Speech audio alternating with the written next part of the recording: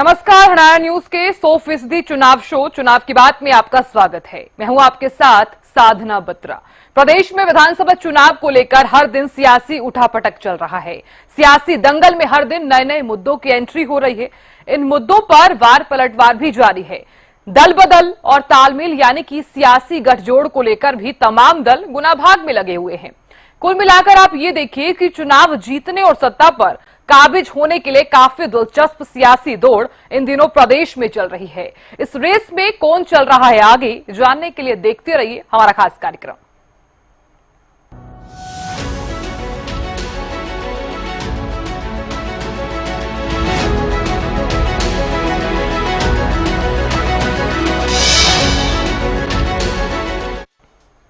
चुनाव की बात में सबसे पहले बात करेंगे सीएम नैपसिंह सैनी द्वारा दी गई हरियाणा वासियों को सौगात की।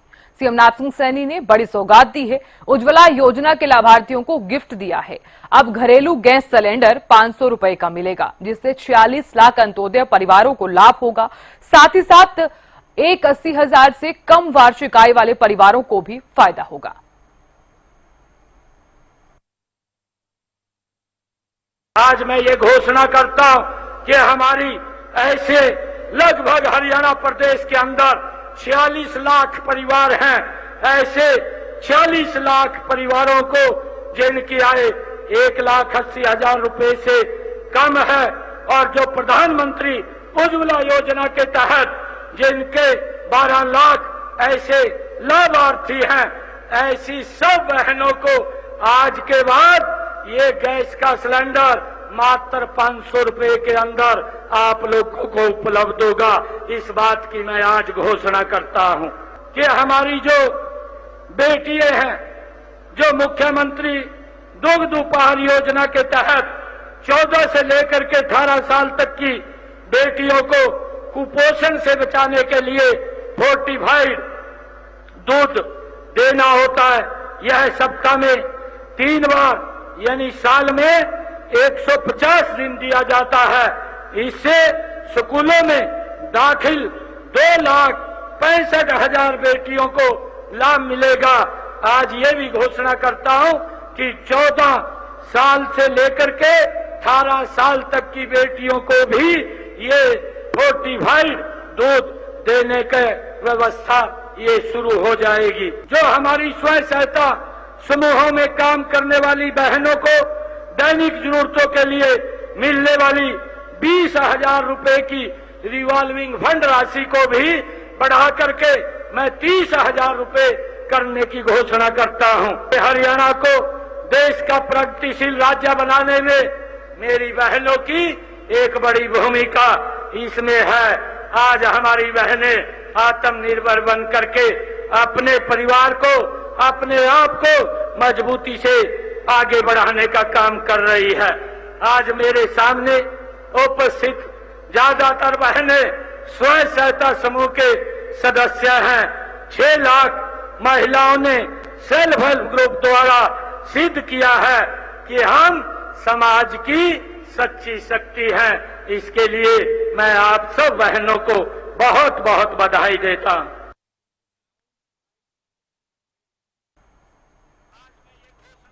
चुनाव की बात में अब बात करेंगे नेता विपक्ष की। नेता विपक्ष भूपेंद्र सिंह हुड्डा ने कई मुद्दों को लेकर सरकार पर निशाना साधा है। सुनते हैं कि भूपेंद्र सिंह हुड्डा ने इस दौरान क्या कुछ कहा है। गुमराह करने की बात है।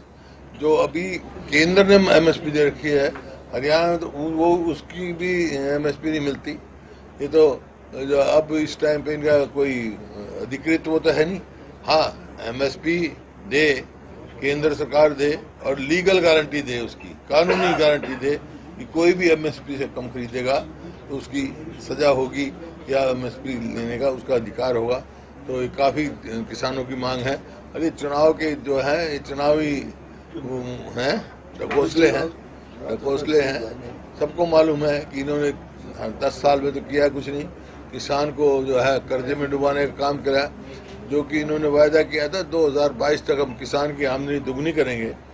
आमदनी तो दुगनी कहाँ करेंगे, मतलब लागत कई गुना बढ़ा दी। 2014 में डीजल का क्या भाव था, डीजल पे भी जो वैट हमारे समय में 9% था वो 17-18% कर दिया। डीजल का भाव कहाँ से कहाँ पहुंच गया। खाद पर जीएसटी लगा दी, खाद कहाँ से कहाँ पहुंच गया। कीटनाशक दवाई पे जीएसटी लगा दी, उसकी क्या भाव थे। इस हिसाब से लागत तो बहुत बढ़ गई और आमदनी किसान की घट गई। एमएसपी में जो बढ़ोतरी की, जिन फसल की बढ़ोतरी करते हैं उसमें भी ना काफ़ी बढ़ोतरी करी, जो कि यूपीए के समय में 150% उनकी बढ़ोतरी हुई।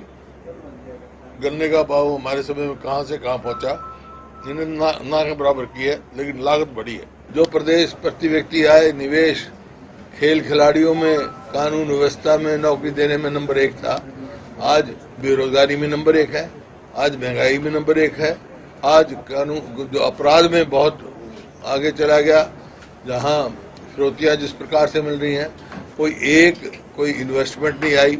और खेल खिलाड़ियों को तो आप देख ही रहे हो, हमारी बेटियों किस प्रकार से उनको मजबूरी में जंतर मंतर बैठना पड़ा, अब तक नहीं न्याय मिला उनको। ये हिसाब, ये तो कह रहे हैं नॉन स्टॉप हरियाणा, जो है ना, ये हो गई नॉन स्टॉप करप्शन में हरियाणा, नॉन स्टॉप चल रही है करप्शन, फुल उस पे चल रही है, नॉन स्टॉप फेलियर, लोग नॉन स्टॉप जो है ये अपराध बढ़ रहा है। ये है साहब, लगातार कांग्रेस पर गुटबाजी का और संगठन तैयार नहीं करने का अपना तो कुछ ऊंचा ही नहीं उनका, अपना कुछ अपनी बताए ना, कोई उपलब्धि बताए। देखिए, हमने तो पहली दफा सुना ऐसा, क्या कारण हुए मैं कह सकता हूँ। आगे क्या है, जब वो फाइनल में चली गई, पार्टिसिपेशन किया, तब कोई औचित्य नहीं था। क्या कारण बने मैं कह नहीं सकता कि उनका कारण है। और ये बड़ा दुर्भाग्यपूर्ण फैसला जो भी है, क्योंकि विनेश जो है हमारी बहुत अच्छी खिलाड़ी है। मैं तो कह चुका, देना चाहिए भाई, ये तो मैंने कभी सुना ही नहीं। ये मैं भी हर बार ही ओलंपिक्स में, उसमें खेलों में रुचि रखता हूँ, लेकिन इस प्रकार से सिल्वर मेडल आने के बाद, अधिकृत होने के बाद, इस प्रकार से क्यों निकाला गया, कैसे निकाला गया, इसकी पूरी जांच होनी चाहिए और सरकार को पूरा इस पर स्टैंड लेना चाहिए। प्रदेश सरकार का क्या मतलब, सिर्फ गुमराह करने की बात है। जो अभी केंद्र ने एमएसपी दे रखी है, हरियाणा में तो वो उसकी भी एमएसपी नहीं मिलती।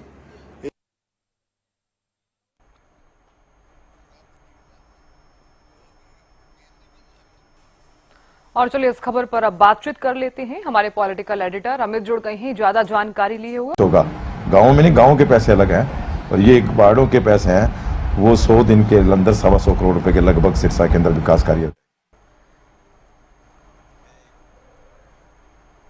और चुनाव की बात में अब बात करेंगे हरियाणा सरकार में मंत्री महिपाल ढांडा की। राज्य मंत्री महिपाल ढांडा ने पानीपत में लोगों की जन समस्याओं को सुना और इस दौरान एमएसपी को लेकर कहा कि हरियाणा के किसानों के लिए हरियाणा सरकार और केंद्रीय सरकार ने यह फैसला लिया है कि किसानों की किसी भी समस्या को छोड़ा नहीं जाएगा, उनकी तमाम समस्याओं का हल किया जाएगा। इसी को लेकर लगातार हमारी सरकार काम कर रही है और हम जनता के बीच उनकी समस्याएं सुन रहे हैं।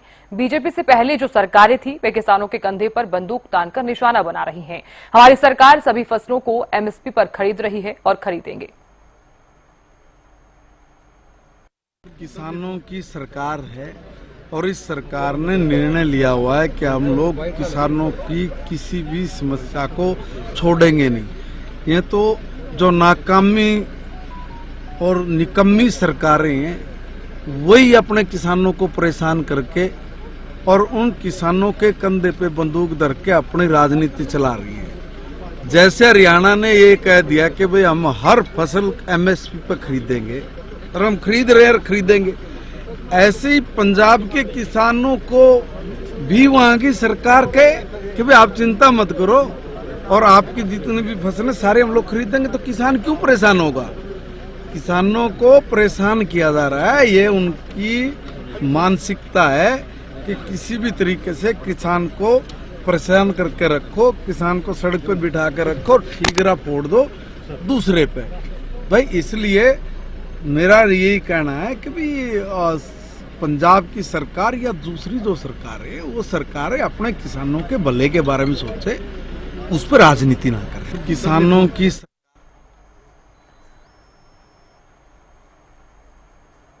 चुनाव की बात में अब बात करेंगे सिरसा से सांसद कुमारी शैलजा की। सिरसा से सांसद कुमारी शैलजा ने रेल मंत्री अश्विनी वैष्णव को पत्र लिखा है। कुमारी शैलजा ने जो पत्र लिखा है उस पत्र में सांसद ने रेल सुविधाओं बढ़ोतरी के लिए पत्र लिखा है और सिरसा इलाहाबाद में रेल सुविधाएं बढ़ाने की भी यहां पर मांग की गई है। और जो पत्र लिखा गया है उसकी तस्वीर भी आप तक हम साझा कर रहे हैं।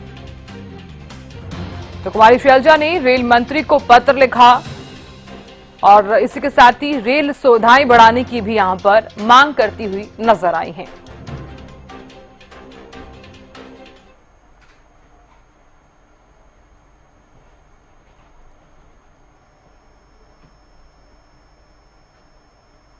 चुनाव के बाद में अब बात करेंगे महिला रेसलर विनेश फोगाट के पेरिस ओलंपिक से डिस्क्वालिफिकेशन पर गरमाई राजनीति की। हरियाणा कांग्रेस इस मामले पर कई सवाल उठाते हुए सरकार से दखल देने की मांग कर रही है।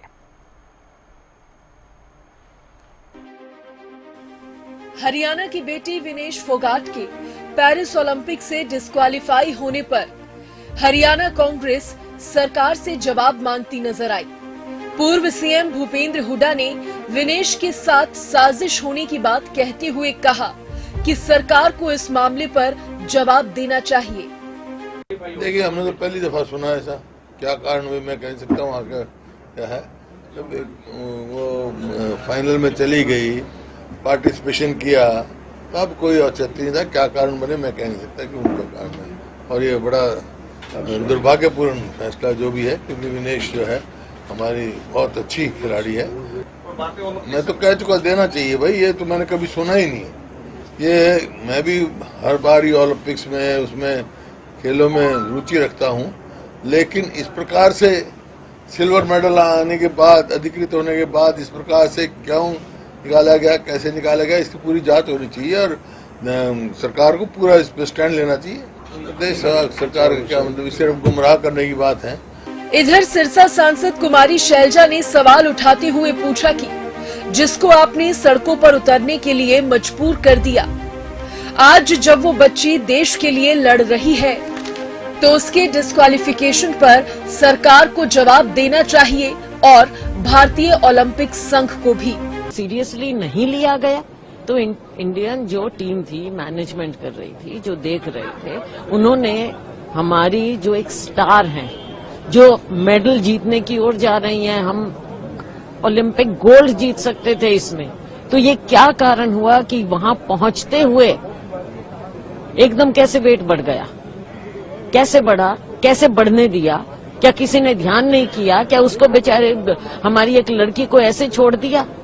तो ये क्या कारण है? इसके ऊपर तो भारत सरकार को, जो ये पूरे हमारे वो हैं ओलंपिक के जो मैनेजमेंट है, उनको जवाब देना पड़ेगा कि ऐसे कैसे एक बच्ची जो कि जीतने जा रही थी, इतनी मेहनत की है, जिसको आपने सड़कों तक पे घसीटा और यहाँ तक वो पहुंची, देश के लिए लड़ रही है, वो उसके साथ ऐसी स्थिति पैदा कैसे होने दी आपने? इसका जवाब देना पड़ेगा। इधर रोहतक से कांग्रेस सांसद दीपेंद्र हुड्डा ने कहा कि जब सारी दुनिया के खिलाड़ी प्रैक्टिस कर रहे थे, तब विनेश प्रदेश की महिला खिलाड़ियों को न्याय दिलाने के लिए लड़ाई लड़ रही थी। विनेश ने ओलंपिक में शानदार प्रदर्शन किया और उनका इस तरह से डिस्क्वालीफाई होना कई सवाल खड़े कर रहा है। फाइनल बाउट में गोल्ड मेडल जीतने के इंतजार में बैठा था, तो ऐसे समय में जो ये खबर आई डिस्क्वालिफिकेशन की, इससे पूरा देश स्तब्ध है, हम सब स्तब्ध हैं। सबको दिल में दर्द है, सबको दिल से, आज पूरा देश दिल से दुखी है। लेकिन विनेश पूरे देश की नजर में चैंपियन थी, हैं और रहेंगी। उन्होंने बड़ी मेहनत करके वो इस फाइनल तक पहुंची थी। हमारे देश का गौरव बढ़ाने का उन्होंने काम किया था। जब सारे दुनिया के खिलाड़ी प्रैक्टिस कर रहे थे और मैट पे थे, तो वो महिला खिलाड़ियों को न्याय दिलाने के लिए वो धरने की दरी पे बैठी थी। महीनों तक अपनी प्रैक्टिस को छोड़ के उन्होंने महिला खिलाड़ियों को न्याय दिलाने के लड़ाई लड़ी, जब दुनिया के बाकी खिलाड़ी अपनी प्रैक्टिस कर रहे थे। उसके बाद मेहनत करके यहाँ तक पहुंची हैं, तो पूरे देश और दुनिया की नजर में वो ट्रू चैंपियन बन चुकी हैं। साथ में मैं ये भी कहना चाहूंगा कि कल जो 3 बाउट हुए, कल तीनों बाउट्स में उनका अंडरवेट कैटेगरी के अनुसार उनका जो वजन था वो ठीक था, तो कल के तीनों बाउट ठीक थे। विनेश के डिस्क्वालिफिकेशन पर हरियाणा में विपक्ष जहां आहत है और दुख जता रहा है, वहीं कई सवाल भी खड़े कर रहा है।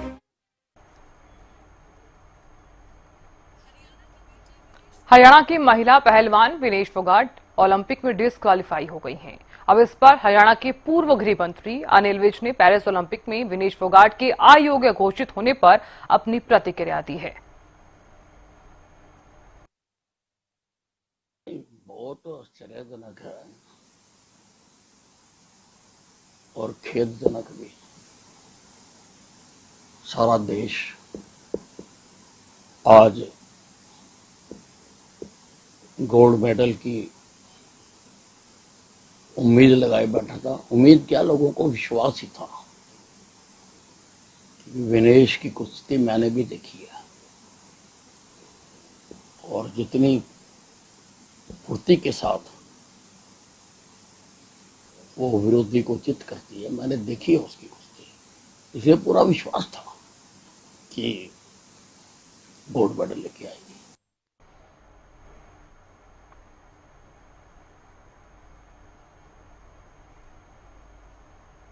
विधानसभा चुनाव के सियासी दंगल में उठापटक जारी है। सभी दल सत्ता की रेस में एक दूसरे को पछाड़ने की जुगत में जुटे हुए हैं। जीत के लिए बड़ी बड़ी बातें कही जा रही हैं, लेकिन सत्ता की इस रेस को जीतेगा कौन, ये तो विधानसभा चुनाव के परिणाम के बाद ही साफ हो पाएगा। फिलहाल के लिए चुनाव की बात में बस इतना ही। कल फिर मिलेंगे। नमस्कार।